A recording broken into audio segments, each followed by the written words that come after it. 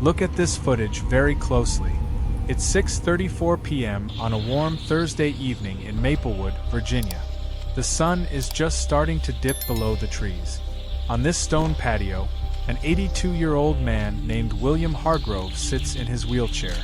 He hasn't been able to walk for 3 years. Standing beside him is Alicia Turner. Everything is going to be just fine. You're in good hands. She's 35, wearing her blue nurse's scrubs, and she's smiling. In this moment, recorded by a motion-activated security camera, Alicia leans down. She doesn't just check his pulse or give him medicine. She places a gentle hand on his arm and kisses him. It's a real, tender kiss that lasts for 4 seconds. To any stranger watching, it looks like a beautiful moment of late-life love. But to the 3 people watching from a car parked 3 blocks away, this kiss is a death warrant. They aren't looking at a couple in love. They are looking at a thief stealing their $2.5 million inheritance. Exactly 13 minutes after this video ends, Alicia Turner walks to her car. She tells William she'll see him tomorrow morning. She has no idea that tomorrow is a day she will never see. As she pulls out of the driveway, a white van begins to follow her. It trails her to a grocery store parking lot. It waits while she picks out apples and bread. When Alicia returns to her car and opens her trunk, the world turns into a nightmare. 2 men jump out of the van. One is over 6 feet tall and weighs 220 pounds. Alicia is small. She fights. She screams. She manages to kick one of them in the shin, but it doesn't matter. In broad daylight, in a busy shopping center, she is lifted off her feet and thrown into the back of the van. The doors slam shut. The van speeds away. Her purse is left lying in the oil-stained parking lot. Her phone is ringing inside it. It's William. He's calling to tell her he forgot to say he loves her. He will call 34 more times that night. She will never answer. While the police are just beginning to look at the abandoned car, the white van is pulling up to a silent, rusty warehouse on the edge of town. This warehouse isn't random. It belongs to William's own son, Bradley. Inside, the air is cold and smells like old metal. Alicia is zip-tied, her hands behind her back. One of the men, a hired killer named Vincent, leans down and whispers to her. He doesn't want her to die wondering why. He tells her that the Hargrove family sends their regards. He tells her that $2.5 million is too much money for a nurse to have. Alicia is crying, begging for her life, promising she will give the money back, promising she will leave the state. But the contract was already paid. $50,000 had already changed hands. Vincent reaches for a piece of rope. He moves behind her. Alicia takes one last breath of the dusty warehouse air. And then everything goes dark. The most terrifying part? The people who paid for this are at home, sitting at their dinner tables, acting like nothing happened. They think they've won. They think the secret is buried in Unit 4B. But they forgot about the one thing that sees everything even when the lights are off. Because as the killers are driving away from the body, a cell phone pings a tower. A text message is sent. And that text message contains a detail so shocking, it would eventually lead the police directly to a person no one suspected was the mastermind. The text message sent just minutes after Alicia's heart stopped didn't come from the killers. It came from Tyler, William's own grandson. It was sent to his mother, Christine, and it contained only 4 words. The floor is clean. To anyone else, it sounded like a household chore. To the Hargrove family, it meant the $2.5 million obstacle had been removed. While the family celebrated in silence, William Hargrove was living through a different kind of hell. By 10 p.m. that night, he knew something was wrong. Alicia never missed a phone call. She was the woman who had saved him from the darkest years of his life. Go back to 2021. William was a wealthy, successful man until a truck smashed into his car at 50 miles per hour. He survived, but his spine was shattered. He went from a man who ran marathons to a man who couldn't get out of bed without help. And that's when his family showed their true colors. For the first month, his son Bradley and daughter Christine visited every day. They talked about his health, but they talked more about his bank account. By the third month, the visits stopped. William would sit in his massive, empty house in Maplewood, staring at a silent phone. He was 79 years old, paralyzed, and completely alone. His family only called when they needed a loan that they never intended to pay back. William wrote in his diary, "I am not a father to them anymore. I am just an ATM that still breathes." Then came Alicia Turner. She was hired through an agency, but she was different from the others. She didn't just give him his pills and stare at the clock. On her first day, she noticed a dusty piano in the corner. She asked him about it. When he told her he used to play jazz, she went out and bought a record player. Every afternoon, the house was filled with the sound of Miles Davis. She brought him back to life. She cooked his favorite meals, read him poetry, and took him to the park so he could feel the sun on his face. By 2023, the professional line had blurred into something deeper. They were two lonely souls who found each other. Alicia didn't care that he was 82. William didn't care that his family would call it a scandal. He told her, "You're the only person who sees me, not the wheelchair." But the family was watching. Bradley, the son, was drowning in debt from his failed property company. He needed his father's money, and he needed it soon. In January 2024, Bradley walked into the house unannounced and saw them. He didn't see a happy couple. He saw a gold digger taking his inheritance. He screamed at Alicia, calling her names that made William shake with rage. That was the turning point. On March 5th, William called his lawyer. He was done being an ATM. He stripped Bradley and Christine of their millions, leaving them just enough to be insulted. He left $2.5 million, the house, and every asset to Alicia Turner. He even added a poison pill clause. If any family member tried to hurt her, they would get zero. He thought he was protecting her. He didn't realize he was putting a target on her back. The family found out about the will through a leak at the law office. They didn't go to court to fight it. They knew William was mentally sharp, and a judge would never side with them. Instead, they held a meeting in Bradley's basement. They decided that if Alicia wasn't alive when William died, the money would automatically go back to them. They weren't just thinking about the money anymore. They were angry. They felt like Alicia was stealing their birthright. Tyler, the grandson, used his military contacts to find Vincent and Ramon. He told them it was an easy job. A $50,000 hit for a $2.5 million payday. Back in the present, 10 days had passed since Alicia vanished. The police had found her car, but no leads. William was wasting away, refusing to eat.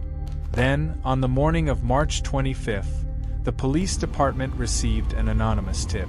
A voice, disguised by a modulator, gave an address. Riverside Warehouse, Unit 4B. "There's a body." The detectives rushed to the scene. They broke the heavy padlock on the back room. When the door swung open, the smell hit them first. Then, they saw the navy blue scrubs. Alicia was lying on the floor, still zip-tied, exactly where the killers had left her 11 days prior. The lead detective looked around the room. It was a professional hit. No fingerprints, no DNA. It looked like the perfect crime.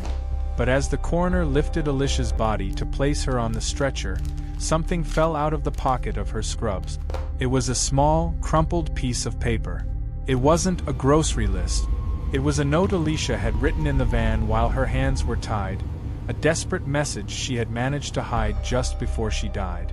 And the names written on that paper would turn this murder investigation into a national scandal. The detectives stared at the crumpled slip of paper found in Alicia's pocket. In the dim light of the warehouse, they smoothed it out. It wasn't a long letter. It was a series of license plate numbers and a single name: Tyler. Alicia had been a nurse for years. She was trained to notice details under pressure. While she was being shoved into that white van, she had memorized the plate of the car watching her from across the street.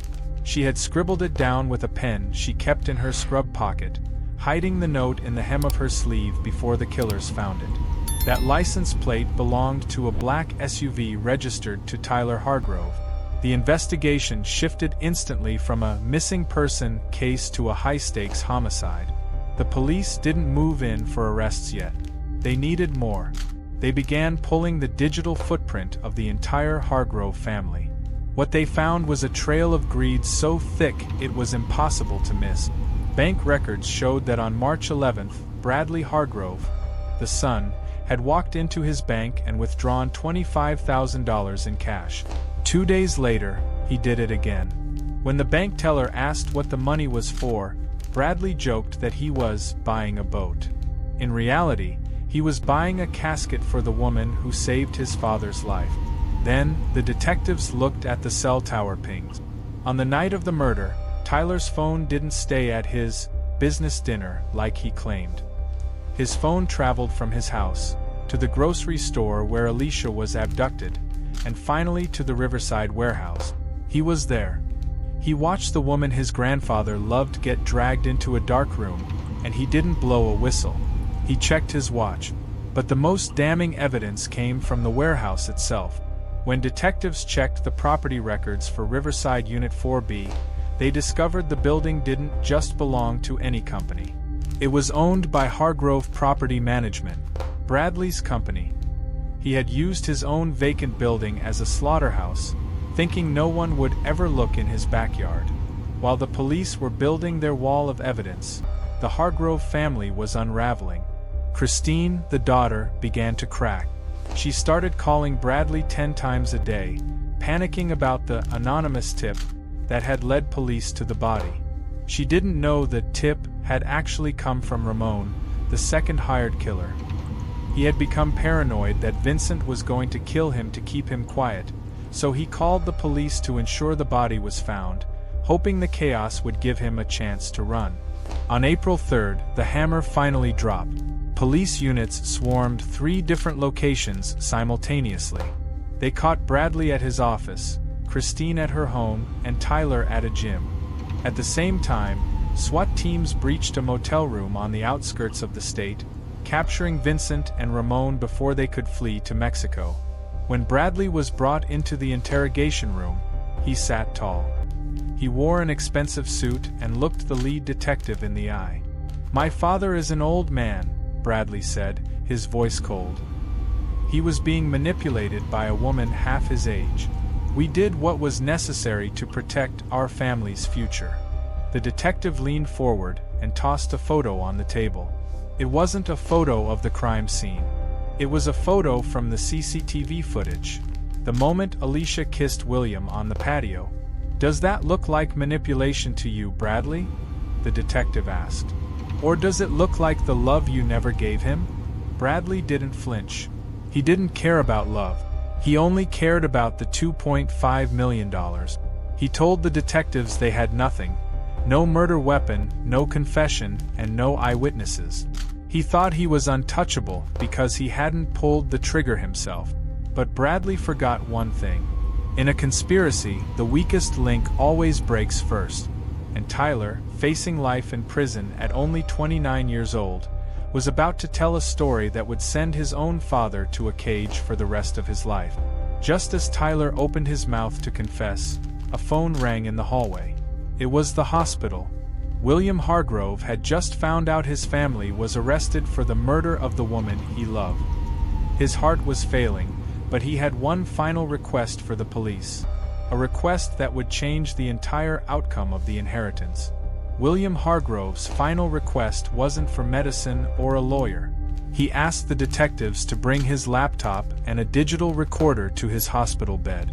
Even with tubes in his arms and a heart monitor beeping frantically, his mind was sharp. He recorded a video statement that would serve as a voice from the grave. He looked into the camera and said, "My children didn't kill Alicia for justice. They killed her because they are hollow people who love paper more than blood." But while William was speaking his truth, the legal battle was turning into a war. The prosecution had the bank records and the warehouse location, but they lacked the smoking gun that tied Bradley directly to the order of execution. Bradley's lawyers were high-priced and aggressive. They argued that Tyler had acted alone out of a misguided desire to help his father, and that Bradley had no idea the $50,000 was being used for a hit. The case was leaning on a knife's edge until the digital forensics team finished mirroring the family's encrypted messaging app. They found a group chat titled, "The Estate." In that chat, on the morning of March 14th, Bradley had posted a photo of the CCTV footage. The very same footage of Alicia kissing William. Under the photo, Bradley wrote, "Look at this. She's sealing the deal. If she's still breathing by midnight, we are broke. Tyler, tell your friends the clock is ticking." That was the moment the conspiracy to commit murder became an open and shut case. But the horrors weren't over. During his formal confession, Tyler revealed the most stomach-churning detail of the entire plot. He admitted that the plan wasn't just to kill Alicia. The family had discussed staging William's death next. They wanted to make it look like he died of grief shortly after Alicia ran away with his money. They were going to kill their own father to speed up the payout. As this news broke, the public was outraged. Protesters gathered outside the courthouse with signs that read, "Justice for Alicia." The trial began on September 9, 2024, and it was a media circus. The most emotional moment came when the prosecution played those 31 seconds of CCTV footage on a massive screen in the courtroom. The jury watched Alicia kiss William. They saw the tenderness. Then, the prosecutor pointed at the defendant's table. In those 31 seconds, Alicia Turner showed more humanity than these three people showed in 30 years. And for that, they decided she had to die. Bradley sat like a statue. Christine sobbed into her hands. Tyler wouldn't look up from the floor. But the real shock came from the hired killer, Vincent. When he took the stand, he didn't show remorse. He looked at the jury and laughed. He told them that $50,000 was cheap for a woman like Alicia because she fought harder than most men he'd killed. The jury only needed 4 hours to reach a verdict. On October 14, 2024, all 5 defendants were found guilty on every single count. The judge didn't hold back. He sentenced Bradley and the 2 hitmen to life without the possibility of parole. Christine received 25 years. Tyler, because he cooperated, was given life with a chance of parole after 30 years. The family thought that even if they went to prison, their children or future heirs might eventually get the money. They were wrong. As they were being led away in handcuffs, the lawyer for William's estate stood up. He announced that because of the poison pill clause in the will, and the fact that they were now convicted criminals, the entire $2.5 million in the house were being liquidated. The money was gone, every cent. But as the news reached the hospital, William's monitor flatlined. He had held on just long enough to hear the word guilty. He died knowing his money wouldn't go to his killers, but there was one final secret buried in the court transcripts, a detail about Alicia's own family that changed the entire meaning of the $2.5 million. The final secret wasn't about the money, it was about the legacy Alicia Turner left behind. During the final hours of the trial, the defense tried to argue that Alicia was just a drifter with no ties, implying that her death was a victimless loss for the world. But the prosecution called a surprise witness, a young woman named Maya. Maya was Alicia's younger sister, whom she had been secretly supporting for years. It turned out that Alicia wasn't just working for William to pay her own bills. She was using her salary to pay for Maya's medical school. Alicia's dream was for her sister to become the doctor she never got to be. When the jury heard that Alicia had been saving every penny to give someone else a future, the cold greed of the Hargrove family looked even more monstrous. But the most incredible discovery came from a small safety deposit box Alicia had opened just 2 days before she was taken. Inside was a legal document she had drafted herself. She knew the Hargrove family was dangerous. She had felt them watching her. In the document, she stated that if anything ever happened to her, any money she might inherit from William should not go to her own family, but to a foundation for the protection of home health aides. She had predicted her own tragedy. On October 14, 2024, as the sun set over Maplewood, the finality of the case settled in. Bradley, Christine, and Tyler were processed into the state penitentiary. They arrived with nothing. The $2.5 million they had killed for was officially transferred to the Alicia Turner Foundation, a charity dedicated to providing security and legal support for caregivers facing workplace violence. The house where William and Alicia shared their last kiss was sold. The proceeds didn't go to the Hargrove children's legal fees. They went to build a community garden in a low-income neighborhood Alicia had loved. Every person who sought to profit from her death ended up with absolutely zero. However, the trial transcripts revealed one last chilling detail from Vincent, the hitman. When asked if he had any regrets, he looked at the gallery and said, "The only mistake was the camera. If that old man hadn't spent $50 on a plastic lens, we'd all be sitting on a beach right now." It was a haunting reminder that justice often hangs by a single thread, or a single 31-second clip of video. William Hargrove was buried in a quiet ceremony 2 days after his death. Per his final instructions, he wasn't buried in the family plot next to the wife who had preceded him. Instead, he was laid to rest in a simple plot right next to Alicia Turner. Their headstones are identical. On his, it reads, "I finally found home." On hers, it reads, "She cared for the forgotten." The Hargrove family remains in prison today. Bradley reportedly spends his days filing endless, useless appeals, still obsessed with the money he will never touch. Christine refuses to speak to her son, Tyler, blaming him for getting caught. Their family, once held together by the hope of a fortune, has completely destroyed itself from the inside out. Alicia Turner's story is now taught in nursing schools across the United States.